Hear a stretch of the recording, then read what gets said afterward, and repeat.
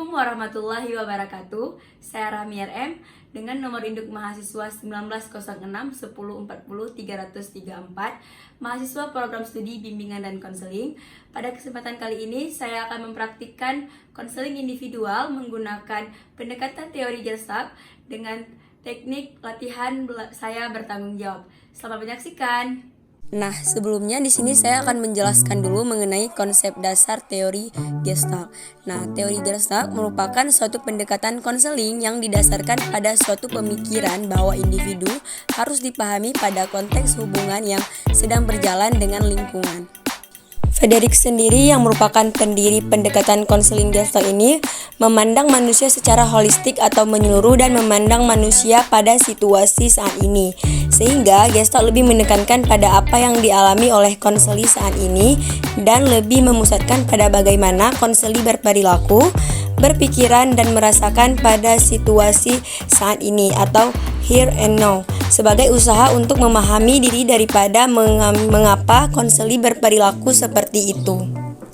Nah, adapun area yang paling penting yang harus diperhatikan dalam konseling menurut pendekatan ini adalah pemikiran dan perasaan yang individu alami pada saat sekarang. Perilaku yang normal dan sehat terjadi bila individu bertindak dan bereaksi sebagai organisme yang total, yaitu memiliki kesadaran pada pemikiran, perasaan, dan tindakan pada masa sekarang. Nah, adapun tujuan dari konseling Gestalt ini yang pertama yaitu untuk mencapai kesadaran atas apa yang mereka lakukan dan bagaimana mereka melakukannya. Kesadaran itu termasuk di dalam penerimaan diri, pengetahuan tentang lingkungan, tanggung jawab terhadap dirinya, dan lain sebagainya. Yang kedua ini yaitu untuk membantu agar konseli dapat mampu melakukan kontak dengan orang lain. Dan yang ketiga yaitu membantu konseli agar dapat memiliki kemampuan mengenali, menerima, mengekspresikan perasaan, pikiran, dan keyakinan dirinya. Selanjutnya, adapun teknik yang digunakan dalam pendekatan teori Gestalt ini yaitu teknik latihan bertanggung jawab. Nah, teknik latihan bertanggung jawab ini merupakan teknik yang dimaksudkan untuk membantu konseli agar mengakui dan menerima perasaan-perasaannya daripada memproyeksikan perasaannya itu kepada orang lain. Dalam teknik ini, konselor meminta konseli untuk membuat suatu pernyataan dan kemudian konseli menambahkan dalam pernyataan itu dengan kalimat "dan saya bertanggung jawab atas hal itu". Misalnya, saya merasa jenuh dan saya bertanggung jawab atas kejenuhan itu. Saya merasa malas dan saya bertanggung jawab atas kemalasan itu, dan lain sebagainya. Meskipun tanpa mekanis, tetapi menurut Gestalt akan membantu meningkatkan kesadaran klien akan perasaan-perasaan yang mungkin selama ini diingkarinya. Nah, berdasarkan penjelasan tersebut, maka dapat diketahui bahwa tujuan konseling individual yang akan dilaksanakan ini yaitu untuk membantu meningkatkan kesadaran konseli akan perasaan-perasaan yang mungkin selama ini diingkarinya. Untuk lebih lanjutnya, silakan disimak. Assalamualaikum. Waalaikumsalam, masuk nak. Mari, silakan duduk dulu ya. Baik, Bu.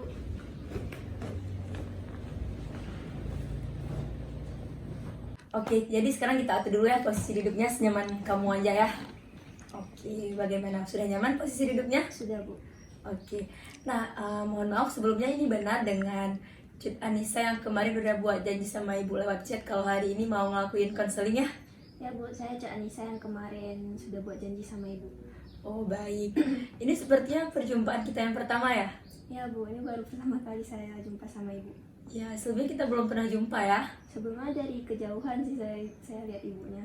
Oh, lihat dari kejauhan, berarti bisa kita bilang lah, belum kenal lah ya, masih cuma lihat dari kejauhan, cuma tahu aja tapi nggak kenal ya. Iya, Bu. Jadi berhubung tak kenal maka tak sayang nih ya, jadi biar nanti konseling kita juga berjalan dengan lancar. Gimana kalau kita kenalan dulu nih, Boy? Boleh. Siapa mulai duluan, Ibu dulu atau kamu dulu nih? Ibu aja, Bu. Oke, baik. Jadi Cik Anissa, perkenalkan nama Ibu Rahmi. Ibu merupakan guru bimbingan dan konseling baru di sekolah kita, baru 4 bulan ya.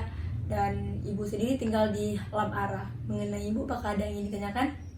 Tidak ada, Bu. Oke, kalau tidak ada, sekarang giliran kamu ya. Baik, saya Cak Anissa Husna dari kelas 12 IPS 1. Saya tinggal di Lamlagang. Lamlagang. Berarti dekat sama ibu lah ya?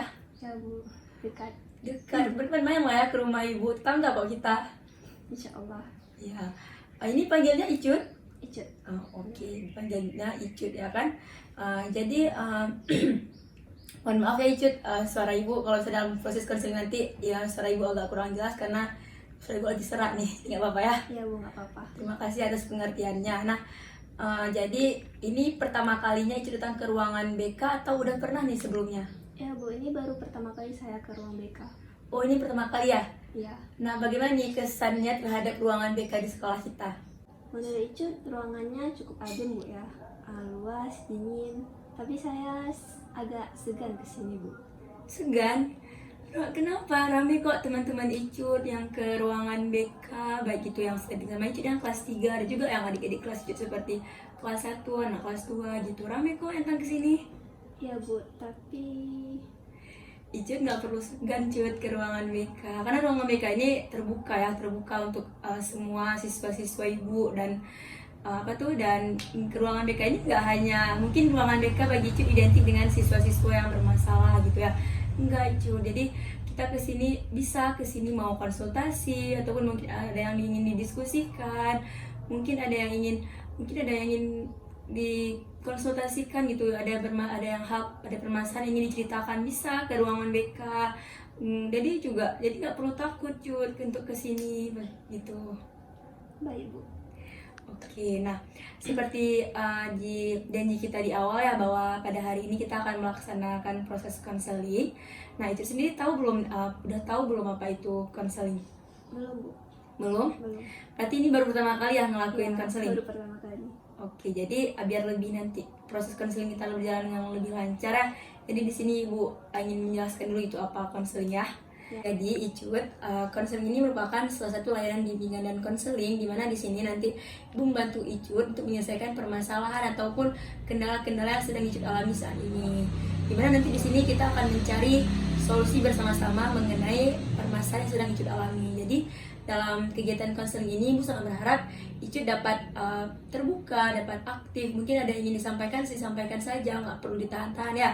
Jadi dengan Icut sampaikan semua dengan terbuka, kita lebih tahu nih di mana letak permasalahannya. Jadi lebih tahu solusi apa yang terbaik untuk permasalahan yang sedang Icut alami begitu. Karena walau bagaimanapun ya, Ibu di sini hanya bertugas untuk mendorong Icut, membimbing Icut dan mengarahkan Icut.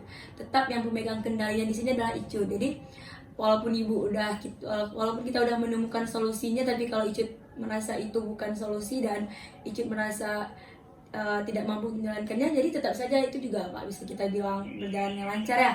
Jadi di sini tetap pemegang kendalinya adalah Icut dalam menemukan solusi Icut sendiri begitu. Ibu hanya mengarahkan saja. Bagaimana dapat dipahami Icut? Ya Bu, saya akan berusaha aktif dalam konsultasi ini, tapi saya takut kalau apa yang saya bilang ini yang lain juga tahu.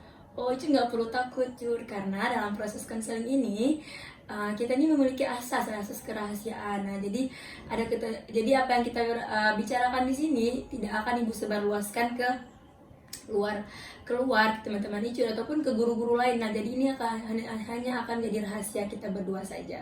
Bagaimana? Dapat dipahami? Baik Bu. Oke, Icut bersedia untuk melanjutkan proses konseling kita? Bersedia Bu. Gimana, udah percaya sama Ibu? Udah. Alhamdulillah kalau Icut percaya. Jadi sebelum kita mulai nih ya konseling kita, gimana kalau kita menyempatkan waktu dulu nih? Gimana kalau kita melakukan konseling ini dalam waktu 20 menit? Apakah Icut bersedia? Bersedia Bu. Jadi kita akan melakukan konseling dalam waktu 20 menit. Iya. Oke. Nah Icut, di sini coba sekarang Icut ceritakan kepada Ibu mengenai permasalahan ataupun kendala apa yang sedang belakangan ini Icut rasakan sekarang. Icut akhir-akhir ini kurang semangat Bu. Kurang semangat, kenapa? Mungkin karena baru-baru ini keluar pengumuman SN ya, saya dinyatakan tidak lulus, sedangkan 2 teman dekat saya lulus. Nampaknya Icut merasa sedih ya karena tidak lulus SNMPTN seperti kedua teman Icut. Ya Bu, saya sedih. Oke, Ibu paham apa yang kamu rasakan Icut.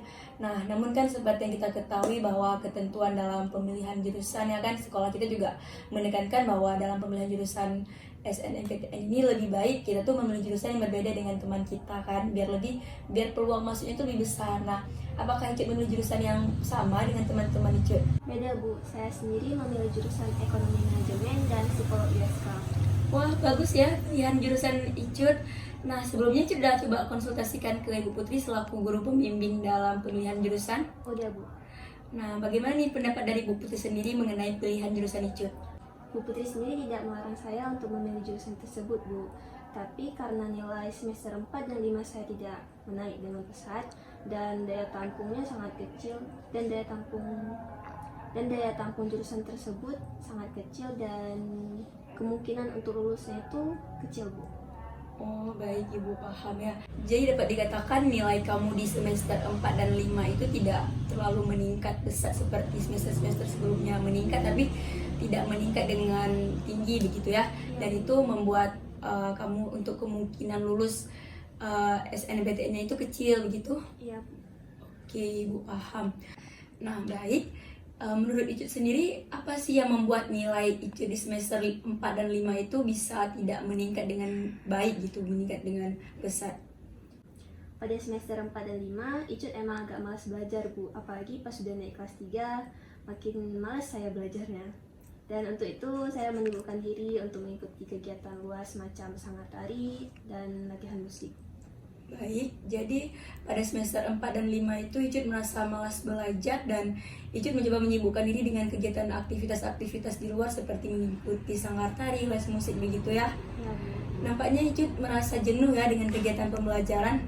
Ya Bu, saya merasa jenuh. Baik, menurut Icut ya, kira-kira apa sih yang membuat Icut itu merasa jenuh dengan kegiatan pembelajaran? Ya gimana ya Bu, sekolah kita sekarang udah pulang sampai sore dan kegiatannya itu aja.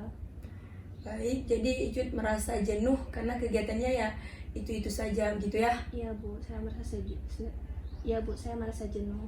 Baik, Ibu paham apa yang kamu rasakan. Nah, selain mengikuti kegiatan-kegiatan di luar seperti sanggar, tari ataupun les musik, Icut ada tidak berusaha untuk menghilangkan kejenuhan Icut ini? Enggak ada Bu. Jadi Icut tidak melakukan apapun dalam menghilangkan kejenuhan Icut ini ya. Iya.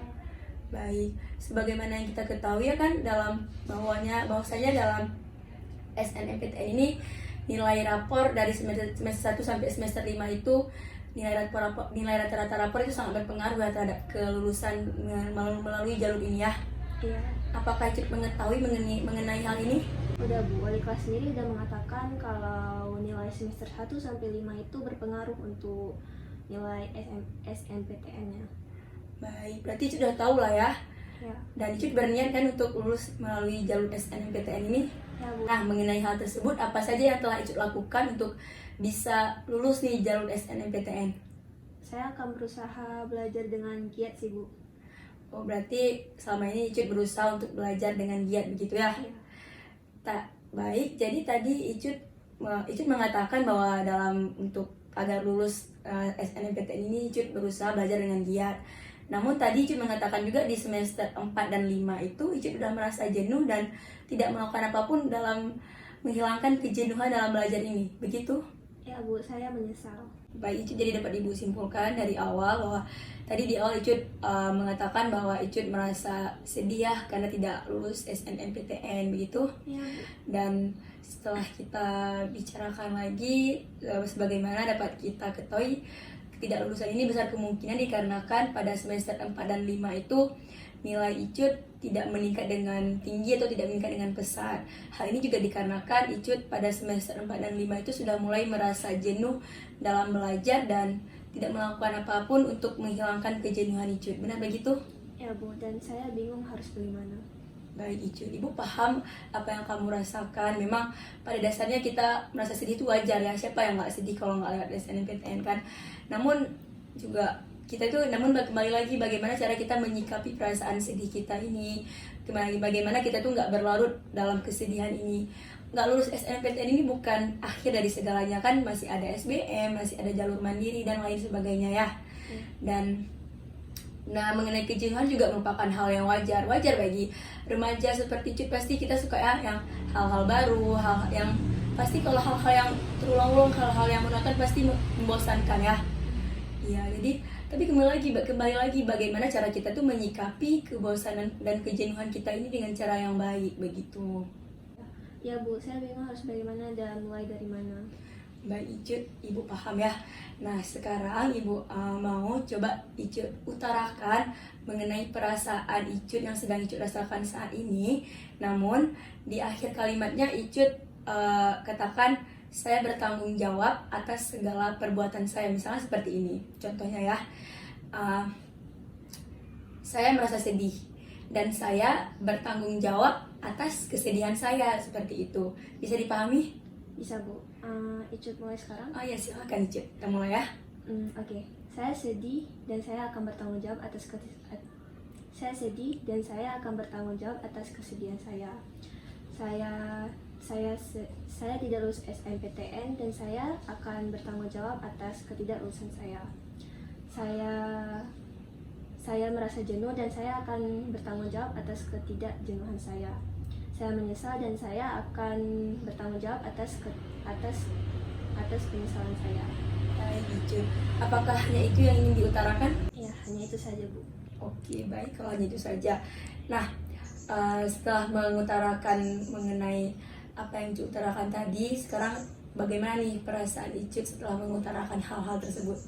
Ya, sekarang saya jadi lebih sadar atas apa yang saya rasakan sekarang. Rasa sedih, penyesalan, dan ketidaklulusan saya ini merupakan tanggung jawab bagi saya. Untuk itu saya bertanggung jawab atas apa yang saya rasakan sekarang. Baik, bagus sekali ya. Berarti sekarang alhamdulillah Icut udah sadar nih mengenai apa yang Icut rasakan dan tanggung jawab Icut sendiri. Nah, menurut Icut sendiri nih ya, bagaimana solusi yang tepat untuk bisa mengatasi agar kesedihan, ketidaklulusan ataupun penyesalan ini tidak terulang lagi ke depannya? Ya Bu, untuk solusi yang saya terpikirkan sekarang, saya akan berusaha mengelakkan rasa jenuh saya dalam belajar. Untuk itu saya akan mengikuti SBMPTN dengan mengatur jadwal dan mengikuti bimbel di luar agar saya siap untuk mengikuti SBMPTN nantinya. Wah, bagus sekali ya mengenai solusi yang telah Icut utarakan dan Ibu rasa itu merupakan solusi yang sangat tepat sekali ya.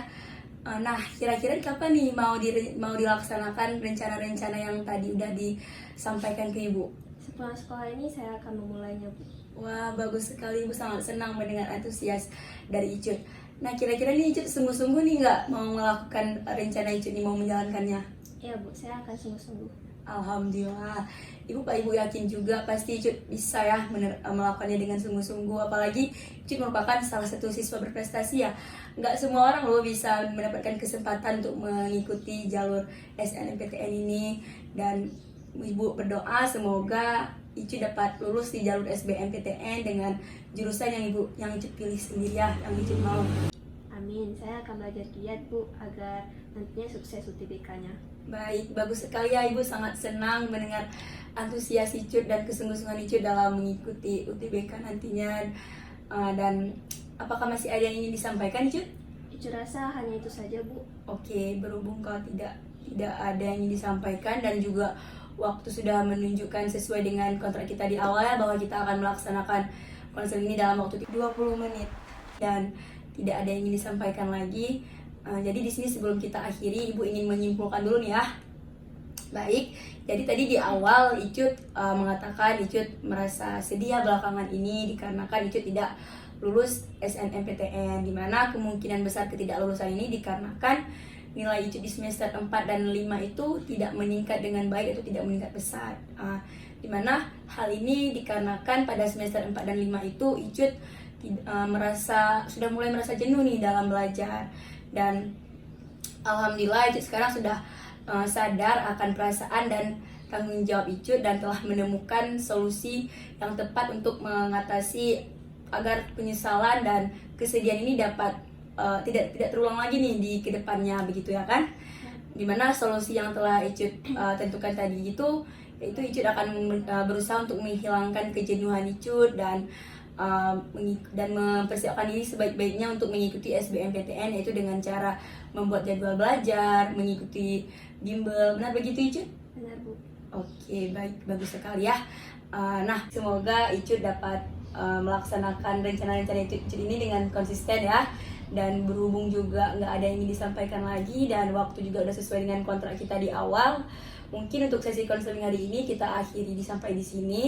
Sebelumnya Ibu sangat berterima kasih ya kepada Icut karena bersedia mengikuti konseling ini dengan sangat aktif dan terbuka dengan Ibu dalam proses konseling ini, dan bersedia telah menjumpai Ibu ya sebagai konselornya dalam proses konseling ini.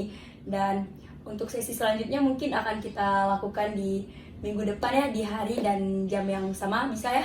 Bisa, Bu. Ya, untuk melihat progres Icut bagaimana begitu. Dan mungkin hanya begitu saja Icut. Mungkin untuk kedepannya ada hal yang ingin disampaikan, datang aja nih ke ruang BK, jangan sungkan-sungkan lagi ya, jangan takut lagi ya. Ya Bu, saya juga berterima kasih atas waktu dan arahannya Bu. Saya sekarang merasa senang dan lega. Saya sekarang tahu apa yang harus saya lakukan. Alhamdulillah, berarti udah gak takut lagi ya nih ke ruang BK? Enggak Bu. Icut permisi ya Bu. Oh baik, silakan Icut. Hati-hati ya Cut. Ya Bu.